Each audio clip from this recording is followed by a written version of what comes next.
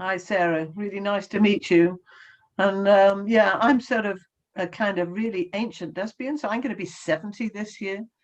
So, like in 1970, which was a very, very long time ago, I was one of the members of the Gay Liberation Front, and it was difficult being a lesbian back then. But I think I we have the idea that it's more difficult now. So I'm really going to be interested in hearing from you if that's true, because one of the reasons that Kate and I started the LGB Alliance, so 50 years after that, is that we were really quite shocked that lesbians were being told that they were genital fetishes. And the first time I heard that, I thought, oh, that's just one weirdo. And then I heard more weirdos, and I thought, what the fuck is going on here?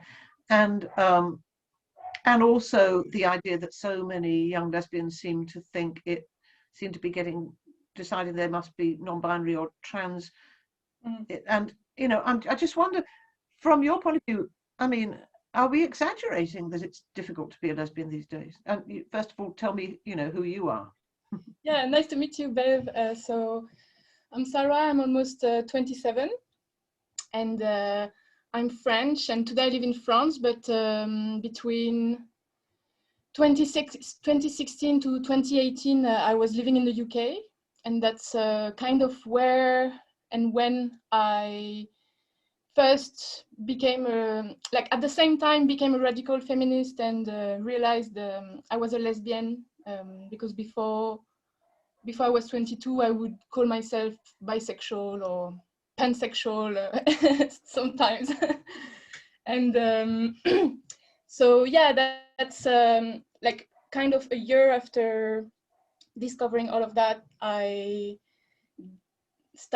did with Liane and Angela the Get the Allowed action at London Pride.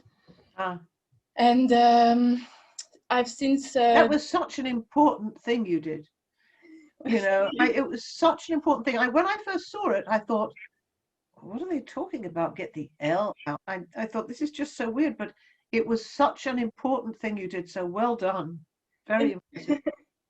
Yeah, I guess on the spot, like at the time, I didn't fully realize how big it was to do that. I was just really angry, mainly like at the cotton sealing thing that I had also discovered while entering in radical feminism, because before I was 22, I didn't think of myself as a lesbian, so I was not really interested. Like, I had lesbian friends and so on, but I did not, like, I was kind of avoiding that kind of topics.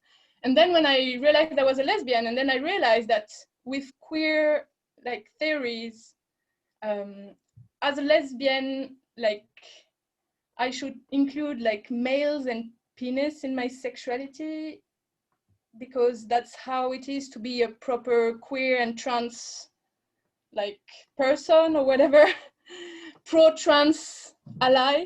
So, what did you hear about the cotton sealing? When did you hear about that? And what did you hear about it? I think initially it was when I discovered radical feminism, and it was mostly me looking for stuff online. And I think I bumped onto some radical feminists like website gathering all the like screenshots of cotton sealing rhetoric found on Twitter or Facebook and stuff like that.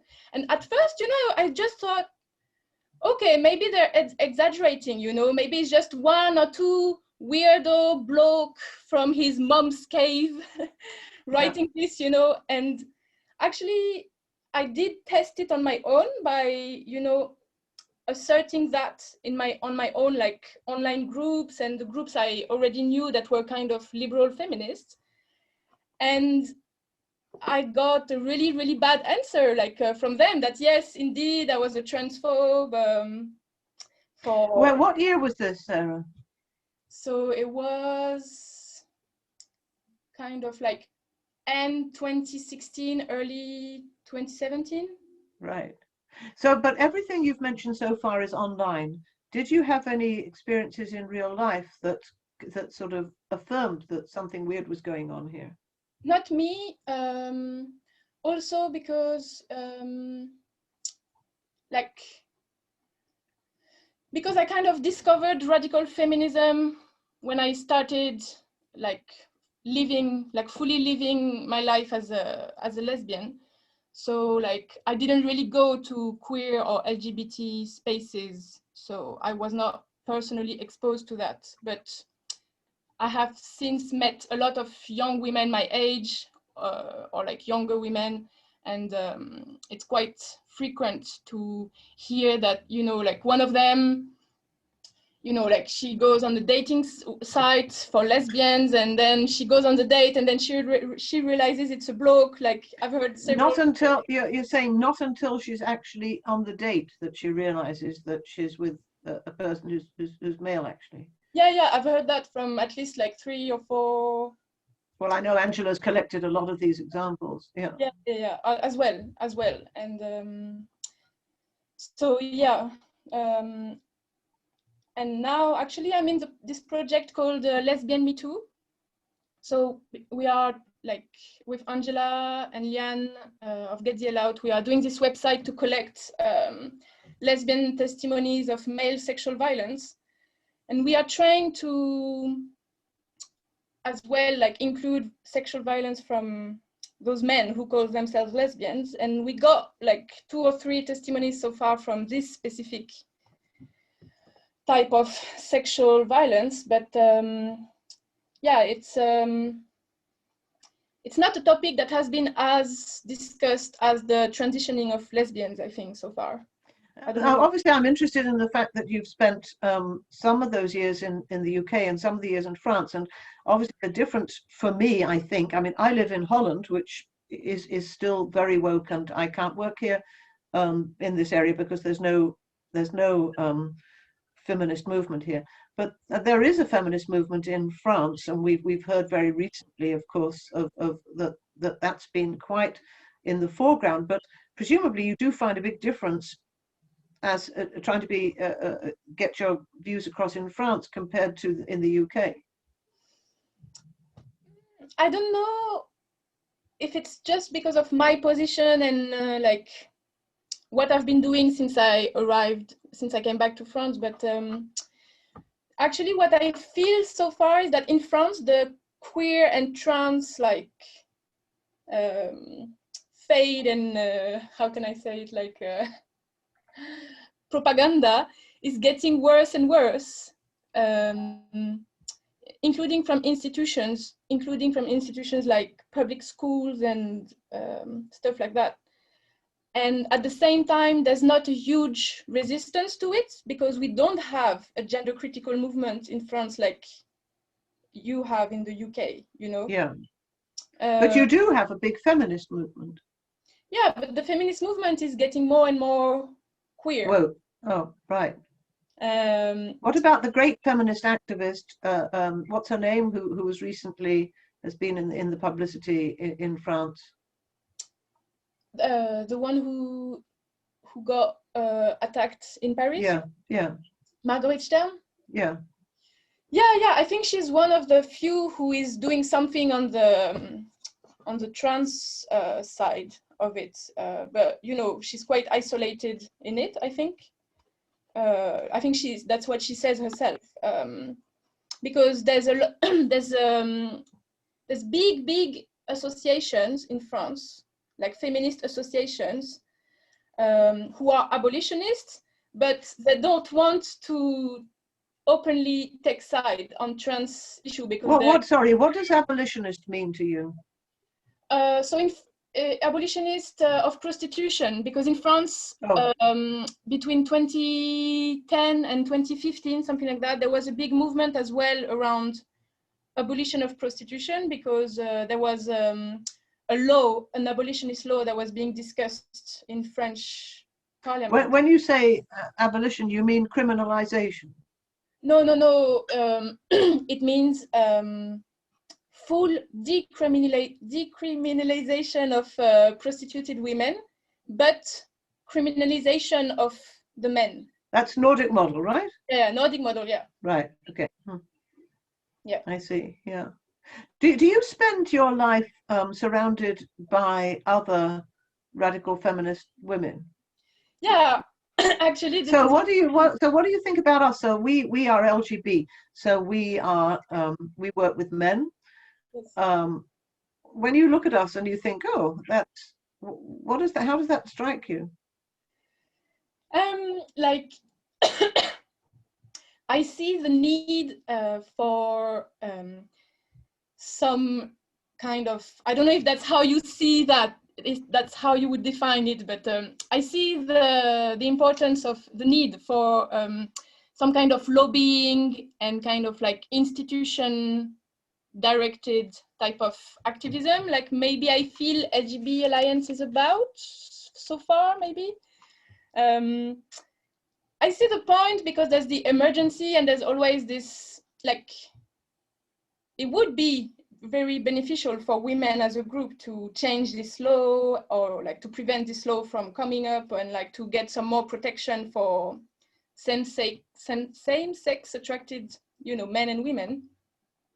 But from my own journey, personal and political journey, I don't want to work with men anymore because I think like I want to spend my time and energy creating things with women. And I think also there's a need for some of us lesbians to also create things just for us lesbians and to put our energy into each other, because otherwise, I mean, that's what I'm thinking, like otherwise who is gonna do it? Because it just feels that no one really cares about lesbians' lives for what they are really. Like lesbians are always expected to do stuff for other people and then to show how great we are and how valuable we are for society, but no one is doing anything for us. So, and it's even a struggle to just exist today as a young lesbian. I'm living in a big city in France. If I want to go and meet other lesbians, there's no space. There's no in real life space. There's no. And how do you think those spaces are going to be created? I think the more we spend time with each other, lesbians as a group, and the more we try to build like solidarity politically, economically, personally, the more maybe like projects can emerge, and hopefully within 5 or 10 years there will be some new lesbian spaces coming You up. see, I guess I'm a bit more pessimistic than that, and I believe that LGB Alliance is essential because that is the way we're going to disrupt the narrative that all LGBT people think the same thing and are trying to get the same thing and believe in gender identity and all this stuff. And that is the way that we're going to change, that we're going to get the attention of the public and of Parliament and change laws. And so I suppose that is what we believe, and we believe it's really necessary to work in this broad coalition, you know, from left to right, men and women, but around sexual orientation. And I just don't. Sorry. And so I guess, yeah, we feel that this is the only way. This is the only way to achieve change, is to work together. But I'm going to show you what I'm wearing. I'm wearing a T-shirt that says, can you read it? Never doubt that a small group of thoughtful, committed citizens can change the world. Yeah, so we're about changing the world, and there's my gay liberation badge. We're about changing the world, changing laws, changing the public's perception, changing the ideas about women, about lesbians, and about gay people, and about the idea that bodies are commodities that you can buy and sell and change, and that's a good thing. All those things, we feel that we can change the world. And And that it worries me sometimes. I mean, I hear what you're saying, and I think it's really good to invest in each other and to invest in each other's lives and to show how much you value each other's lives. But I hope you don't lose sight of the, I suppose, the bigger picture is we need to influence the public. We need to change the laws. We need to, you were talking in France about these institutions. I wonder if lesbians working together are making, how are you going to change those institutions? I don't want to put it down, because I think it's really important what you're saying. Yeah, I mean, it's not just about us lesbians like supporting each other personally, like our own existence as lesbians, and the fact that we are trying to get connected with each other, and not to be just some kind of like you're my hobby during my activism hours of the week or whatever. Like all of us, like it's our lives, and it's really political in itself. And you say you are here to change the world, and I'm here, like I'm in activism because I want the women's revolution, and I'm not here just for a single issue thing. And also that's why, as an activist, I refuse to work with anyone on this, like regardless of the values and other political positions, because I'm here for the women's revolution. I'm not here just to stop one law. And also the law, who is voting the law? It's like the male political system, the male politics, and a lot of it, unfortunately, I think when I look at historically all the feminists that have been orientated towards legal change, some stuff happened and some really good stuff happened for women, but at the same time, there's so much potential for backlash, and that's directly from this that the backlash is coming now. The backlash of the second wave, I think personally that it got so much power because it came from those institutions that we tried to change in the 70s, academia, the state, the parliament. Are you saying we should give up trying to change the law and trying to change institutions? So that's where I think that there's not one way. Like for me, I'm really radical, lesbian, separatist, if you want, but I'm really flexible as well. So like if there are some women and lesbians who want to do that legal work, go on. Like I'm sure we can, like I think in a movement, you can't tell all the lesbians, this is how you have to work. So that's so you think we complement each other? Yeah, that's when we can complement paths. Each other. Sure. And then after that, there's always a problem of bias, because usually, I don't know how you felt that over the years of feminist activism, but usually the more radical ones, we are seen as not serious, not really someone you can be around if you want to look serious to politicians and stuff like that. So that's where sometimes the conflicts happen between the most radical ones and the more like... Oh, there doesn't have to be conflict. We can respect each other's paths and see that there are many different ways to change the world. But so how did you grow up? Well, did you come from a radical family? Were your parents? No. So I grew up in a, let's say, like French, lower middle class, rural type of family.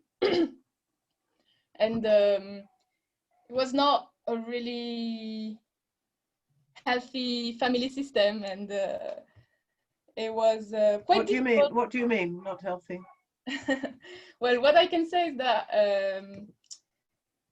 so like I had a violent father, and my mom was quite economically stuck there, and I grew up in this kind of environment.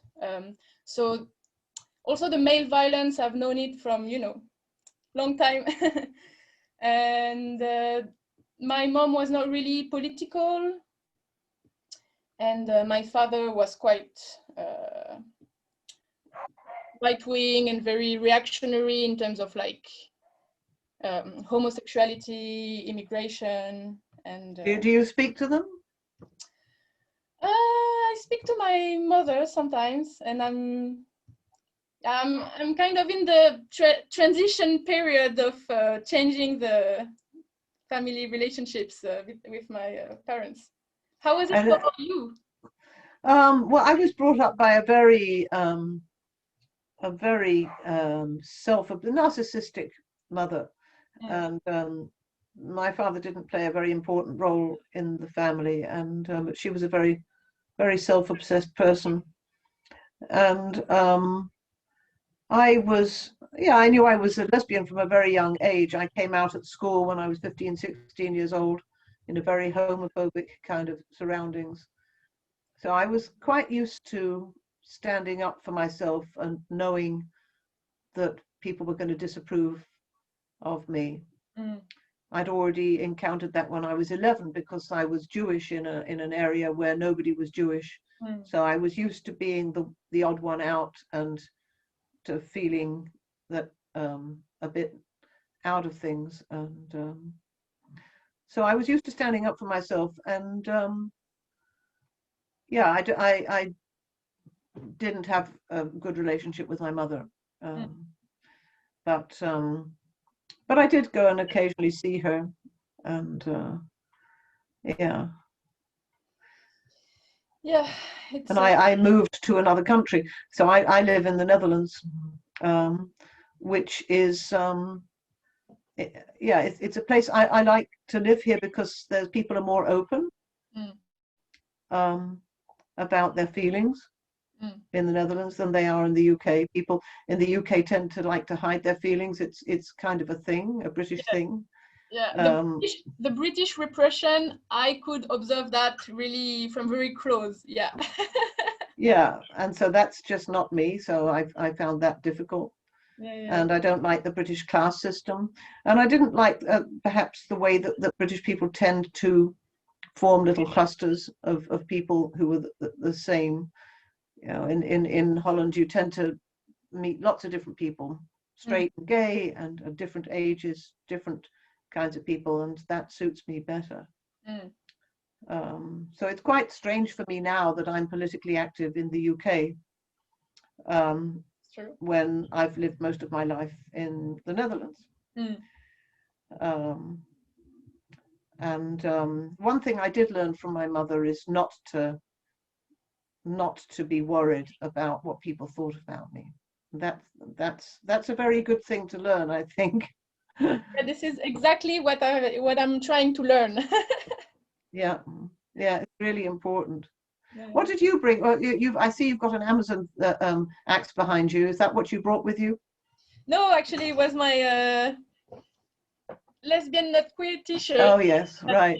I was wearing at the London Pride Action, and also to answer you from what you said before, like, you know, we're radical lesbian feminists in Get the Hell Out, and we did this action, and this action just in itself like had a huge like publicity and reached a lot of women, lesbians from all around the world, and that's what also gave me kind of enthusiasm in activism to see that just by doing so little, you can have such a huge like impact. So whenever sometimes I overthink about stuff, and sometimes I just imagine like if all, like not all, but like if a lot of lesbians could just like do whatever felt like, do their own, like have their own like liberation politics and do their own type of actions or their own type of activism, like if every single one was like able to. I think you're talking about anarchy, Sarah. That's, you know, you don't change systems by each person doing their own thing, do you?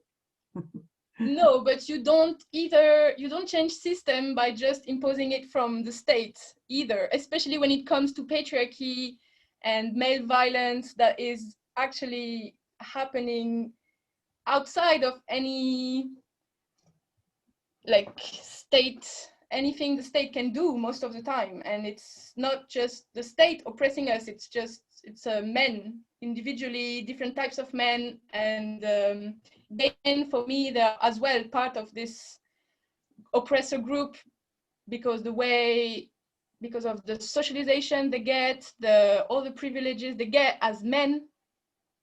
Of course, there is a hierarchy between men. So gay men, they're going to be discriminated because they're gay, but like from a lesbian point of view, it's still not my business when gay men themselves, they as a group, they have a culture of misogyny, and they have not, to my eyes, been there for lesbians when it was needed. So I think you're generalizing a bit, Sarah.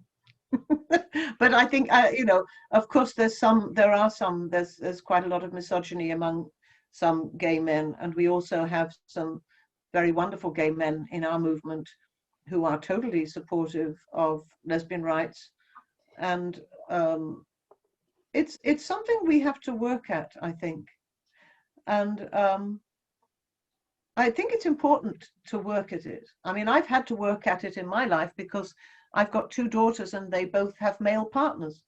So these men are part of my family. So I have learned to love them and respect them for what they bring as well. And so working with men is actually, I find, it's not always easy. I think we do have differences, but it also enriches our experience, I think, to some extent, however difficult it is. And I do think it's just really, for me, in terms of what I want to achieve, we're changing the world here. I think it's something, people are afraid of us. People are afraid of us because we disrupt the narrative. And that's why we attract so much hostile criticism, because people can't say, oh, if you say something bad about gender identity, then you're being homophobic. No, we're gays and lesbians and bisexuals, and we don't have a gender identity. Yes, you do, they say. Of course you do. No, we don't. And that is a difficult thing, because what we say is, if you want to be respected because you have this thing you call a gender identity, which doesn't mean anything to us, sounds actually quite awful, but you want to be respected, then you have to respect us, because we don't have that. So it's it's a larger conversation, I think. And however valuable I think it is sometimes to retreat to places where we work with people who are just like us, I think we learn more and contribute more when we dare to go beyond that. But that sounded like criticism. Well, I can reply. If I can reply, it's an okay criticism. Like for me, it's kind of the contrary. Like for me, there is already so many differences between lesbians, between women, and those differences, they have not been addressed, and they have not been addressed because part of feminist, part of what it is to be a woman is to be somehow tied to men. So either gay men when it's lesbians, or like white men when it's white women, or like men of color, or like working class men. The women as a group and lesbians as a group, we are always split by the solidarity that women have with men. And of course, it is also coming from the fact that there are some divisions between women and lesbians. But for me, the only way to actually address those divisions is to completely center myself around lesbians, around women, and to not have our communities and politics hijacked by male values and also like male ways of doing politics. Because do you not think it's possible to work with men without men hijacking you, or without you, because I don't feel that I'm tied to anybody except for, you know, my family, obviously, and my friends, but I don't feel I'm tied. I feel I choose to work with people because of a big idea of changing the world, and changing it on the widest possible scale, and challenging the ideas that people have. And it's just, I guess I do think it's easier to stay. It's much easier to stay with people that you have more in common with, and that you have more similar backgrounds. The more similar people are, the easier it is. But and when you work with people who have different backgrounds, also different backgrounds in many different ways, it's more difficult, but it's also broader. And I think personally, on a broader scale, it achieves more. But then obviously that's our vision. That's what we're trying to do. We're trying to change the world. Yeah, but you know, like, women have been trying to educate men on just respecting them for centuries, and women have tried to make men change. But so far, 2021, like, I can't say that it doesn't work at all, but I can't say that it's working either. So what I think, when you tell me that you're choosing to work with men, I completely respect that. And I just feel that I want to be able to choose, to make the choice that almost no woman or no lesbian is making right now. It's to work with other lesbians that are coming from really different types of backgrounds. Mm-hmm. Like, really, we have huge, like, differences. And how do you see yourself in 20 years' time? What do you hope to achieve? Politically or individually? In any way, how do you see yourself when you're 50, say? Well, it's difficult for me to answer that. Like, I don't project myself so much in the future. But are you planning to have children? No. You say that very sure. Why are you so sure about that? Because I never wanted any, and I don't. Yeah, no, it wouldn't suit me, the whole process with the IVF thing. And it's also like, you know, I have only one life, and I have already a lot to do with myself. So I don't particularly want children there in this world and in these conditions. Are you an artist? Do you create art? No, not really. So far, I've been mostly like either the academic type or the very activist type. But yeah, I don't know. I guess in 20 years' time, from my individual view, I would like just to be in a lesbian community that is thriving. Like, there's a lot of lesbian lands in France, and there are some lesbian places in the cities, and we are connected with each other. We are doing events, and we are also writing and like trying to spread lesbian feminism also outside in different ways. Are you having trouble keeping these lesbian places for lesbians and not being invaded by people who are actually male? Yeah, I mean, in France, these spaces just don't exist anymore. Like the lesbian bars, it's not even that we have. No, but you said you're creating them, but these places that you're creating, are they only for lesbians? Yeah, I mean, it depends. Usually, so far it's been temporary spaces of like gatherings and stuff like that. So either mostly lesbians with some non-lesbian women, or also just lesbian only. And yeah, I mean, so far the only way to not have issues around it is just to stay very underground, which in itself is quite annoying, because then we have less capacity to reach lesbians we don't know. So also, if you stay underground, doesn't that do something to you? Doesn't it make you feel like you're hiding? I mean, in a way, that's what having radical feminist politics today is about. It's not just about hiding? Not hiding, but like, it's not just about my choice of just living with lesbians that is making me hide.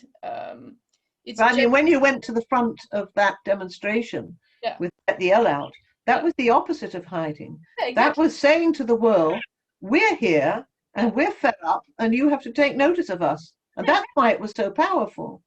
But it was coming from the underground. So being underground doesn't always mean that we are hiding. That's where you get it, yeah.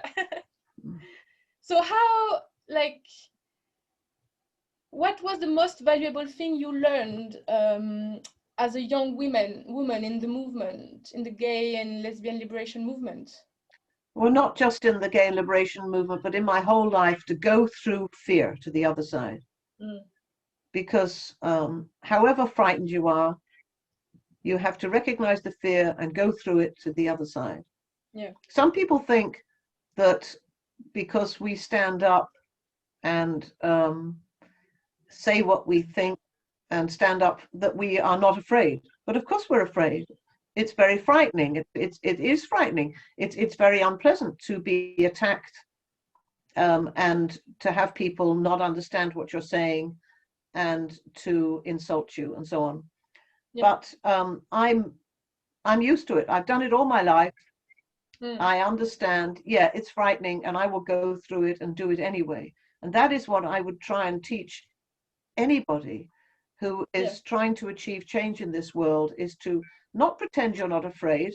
Of course it's frightening. It is frightening. It's frightening to go against the majority, an angry mob that doesn't understand you and doesn't want to understand you.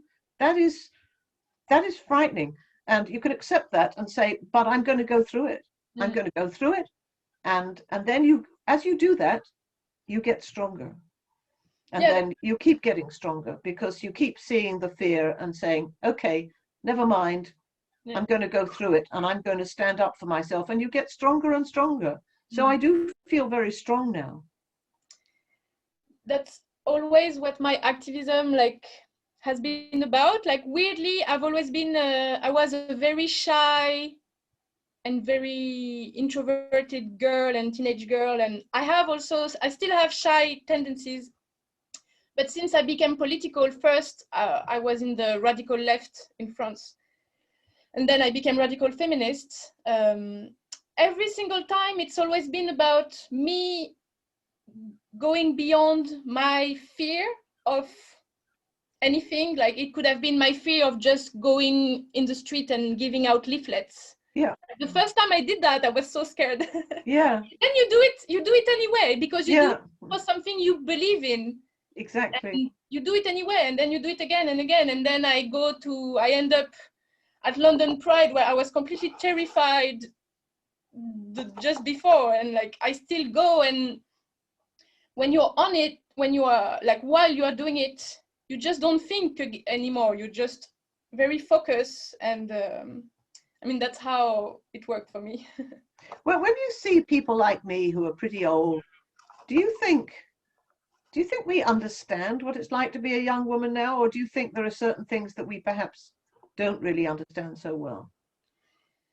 I can't say if all of you understand or not, but I would say the main difference that maybe if you have not lived it while being a girl, it's really difficult to fully comprehend, is to live in what we could call the public patriarchy, where basically before the 70s, let's say, to be quite caricatural, it was more of a private type of patriarchy in the West, where women's sexuality had to be very secret and it was shameful, and she had to be married to one man, and if she was sleeping with several men, it would be very bad, and so on. She couldn't be proud of it, you know. I think you're going back beyond the 60s, more to the 50s, maybe. Yeah, before. Whereas for the generation, like for me, for instance, I was born in 94, okay? So I grew up in the 90s and early 2000s. And it's the public type of patriarchy where basically the message we get as girls is that women liberation is about sexual liberation, and sexual liberation is about being available sexually to as many men as possible, because that's how you prove your worth as a woman, because then it shows that that is not women's liberation. I know. That is not the liberation of anybody except for men who want lots of sex. Exactly. But I don't know if it was the same in the UK, but in France, like I was brought up under the idea that, you know, May 1968 happened, and then it was all about the sexual revolution, and since then, like, women have been liberated because women don't have to marry to get sex, blah blah blah, and now it's all great, and liberation is all about going on dating app and sleeping with men and stuff. Like, I feel it's kind of like the specific context I was brought up in as a younger woman, especially, and I think it's especially true for the women and girls younger than me, with the explosion of pornography. I mean, it was already a problem in my generation, but for younger so ones. that's about the sexual liberation, but that's not about women's liberation, which I think has to do with acquiring power and acquiring economic power. So it's about having enough money and enough power to be able to determine your life as a woman. I'm not saying I agree with that. I'm saying this is kind of the message. Yeah, no, I mean, this is our criticism, of course, of neoliberal so-called feminism, which is no feminism at all. I mean, something just got derailed there. Feminism took a wrong turning and became something else. That is not what feminism is about. Feminism is about women achieving self-realization and power over their own lives and in society. And so I'm that kind of a feminist. I don't know if I would call myself a radical feminist. I think probably not, because I have, as I say, I have so many relationships with so many different kinds of people that I try to, and also within LGB Alliance, we try to be, and we are, the voice of moderation. I think we don't take extreme positions. We get attacked on every side, which means that we must be doing something right. we got attacked a couple of weeks ago for being too pro-trans, because we accept there are people in the world who call themselves transgender.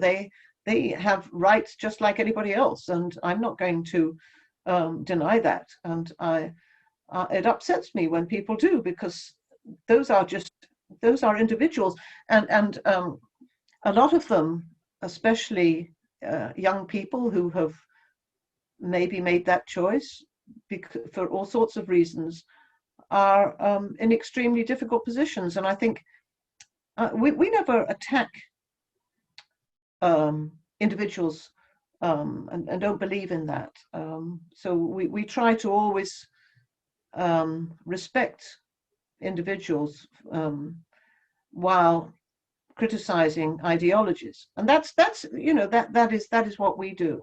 But so we're not radical. It's just important. Yeah, it's just important to just respect. I mean, just tolerate, like, whatever rhetoric you want to use. Like, if you want to talk about transsexual or transgender people, it's your right as Bev in LGB Alliance. And me, I don't think that transgenderism is something that is biologically or materially rooted. And I think that, for instance, a girl who wants to be a boy, like, she's not transgender. She is a girl who wants to be a boy for many different reasons. And I'm not sure it's completely helping the individuals to kind of validate some categories. But in itself, I don't have the... No, but I totally agree with that. We would not disagree about that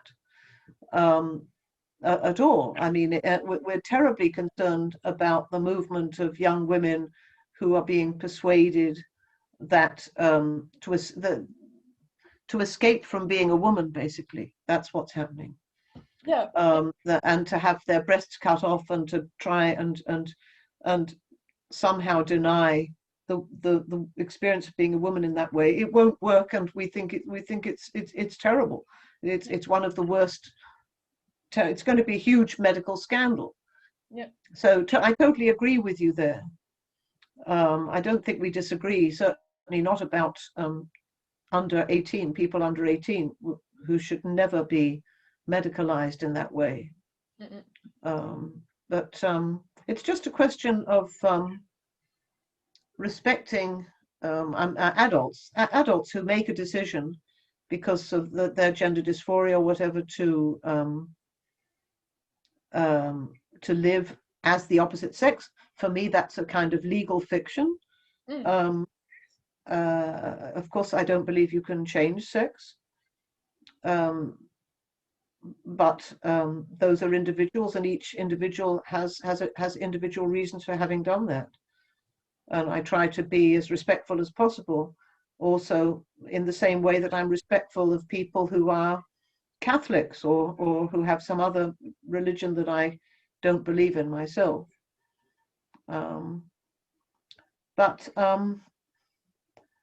Yeah. So for you, like, what do you think were the failures of the movement, either depending on what you want, like the feminist movement or the gay liberation movement? Well, the great failure, of course, of the gay and lesbian rights movement is when it became combined with the transgender movement, because that has caused a huge confusion, and I don't think it has done any good for transgender people either. But it's particularly been very harmful to lesbians and gay people, especially to lesbians. I think have suffered enormously. It was just a very big mistake. I mean, sexual orientation is about relationships. It's about the sexual relationships, the love relationships that we have, and that's it's precious. If a young person is in love with somebody, and then that is a precious feeling. And so homophobia is quite an unpleasant to the negativity about someone's relationship is a really horrible thing. Yeah. Gender identity it has nothing to do with relationships. It has to do with some strange, well, for me strange, some feeling you have about yourself, having an inner self that's disconnected from your outer self. That sounds to me very problematic. It certainly isn't something to celebrate. And I find the idea that that's something to celebrate, I find really, really quite weird, to be quite honest. It isn't to be celebrated. If you feel there's some mismatch between how you are inside and how you are outside, that is not something to be celebrated. It sounds to me like a problem to be solved. Yeah. But, what do you think about young people? Do you think, are you happy about the way that the lesbian movement is developing at the moment? Or that so you would say for the young lesbians? Yeah, are you happy about what's the movement that you're part of? Or do you have any criticism of people like you, in your age group? Are you happy about how things are going? I don't know if it's about being happy or not. I think it's just how it is. I think it's really different today to be a young lesbian feminist than in the 70s, because from what I understand and from what I read and heard, a lot of young lesbians doing lesbian feminist stuff in the 70s and 80s were, like, some of them were students, or some of them were, like, a lot of them were in university, and also, like, so today I feel that the young lesbians I know, like, we are struggling to just, like, guarantee some kind of economic stability for ourselves, because maybe in a way that, How do you do that actually, Sarah? How do you guarantee your own economic stability? yeah, I have a job, but I can't say much more. Okay. But do you feel that you're making that the young women of your in your age group are making progress, or do you have criticism about how things are going right now? Like, I think one thing we should address in the feminist movement in general, and it's not just for the young lesbians, is first the divisions between us, so, and all the in all the ways as women we can reproduce oppressions such as racism, or, you know, lesbophobia coming from non-lesbian women, like all of these things that are dividing the women in general, but also the movement, I think should be addressed more and more and more. And also a second thing I think we should address is the acknowledgement, is to acknowledge that, you know, living in a patriarchy as a woman, as a lesbian, means that a lot of us, most of us, all of us, I don't know, exactly, scientifically speaking, I don't know, but a lot of women, we have been traumatized many times, and we are still carrying on our traumas, and we are still having those trauma, like, we are carrying those traumas in activism, and sometimes it shapes how we can do political stuff and how we interact with each other. And I think we should find ways to address our traumas from patriarchy. And are you bringing your powerful experience from the UK? Are you going to spread that in France? Yeah, I would like to actually. I haven't done it so far because on top of my job, I'm finishing a PhD. What's your PhD in? Sociology. Yeah. What's It's your about, special what's the subject? so it's about the domestic labor of heterosexual couples where women earn more. Oh, that's interesting. Yeah. So that's why I was in the UK for a while, and so I'm still finishing that. So I don't have much time to do translation work, for instance, because for a big problem in France is that we would need to translate stuff that were done in the UK, and like, and also we need to do our own things. Do you think heterosexual women find it harder to fight for feminism because they're living with the with men? I didn't want to say living with the enemy. That's not how I want to put it. But do you think it's easier in a way for lesbians to fight for women's rights than it is for heterosexual women? I think it's easier as a lesbian to go deeper in the liberation brought by feminism because we don't have these very intimate connections to men. And usually that's in the intimate connections to men that a lot of violence happens and a lot of gaslighting happens. And I can even feel it myself from before when I used to call myself bisexual and I would hang out with men in my friends and stuff. You don't have the same, like, personally, I just think you don't have the same maybe freedom of thoughts when you're heterosexual.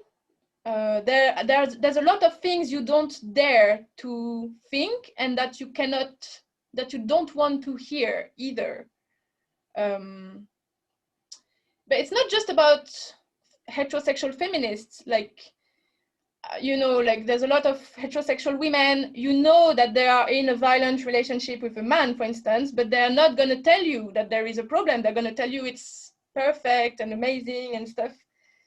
And so we're the lucky ones. We're the lucky ones, right? I mean, obviously, there are some challenges. Like, it's not just easy being a lesbian in this world, and either in feminist movement. It's not very easy being a lesbian in the feminist movement. Sometimes heterosexual women can be quite... But what is the best thing about being a woman or being a lesbian? What is the best thing about it for you? So for me, the best thing about being a lesbian is to love my own kind. And one of the first lesbian encounters I had, it was really a feeling of like home kind of. And it really, obviously there are some problems between lesbians, but it always feels like it's your own kind of problem. It's not something brought from something that is really foreign to you. That's how I feel it. What about you? What's the best thing about being a lesbian? Well, I have to say that for me, being a woman, I'm very privileged because I have a wonderful wife. I have 2 daughters and I have 2 granddaughters. And so I think that having relationships between those 3 generations of women is very precious to me. So that is really important to me. And being a lesbian, I'm so happy to have a relationship with a woman who is my equal in every way, and in whom there are no secret agendas interfering with our life, and I love that. Yeah. And I think I feel very lucky. Anyway, so it's lovely to have met you. Yeah. And it's very clear that you're a powerful young woman, and you're going to achieve a lot. And I wish you lots of luck creating lesbian spaces, because we really need them. I hope I'll be able to invite you someday. Oh, I'd love to. I mean, I'm not that far away. Which part of France do you live in? In the north. Okay, so well, we're not so far away. Yeah. And then some lesbian space is always good for energy and new, fresh ideas and projects. All right. Well, lovely to meet you. Nice to meet you too. Good luck for the Alliance. Thank you. You too. Bye-bye. Bye.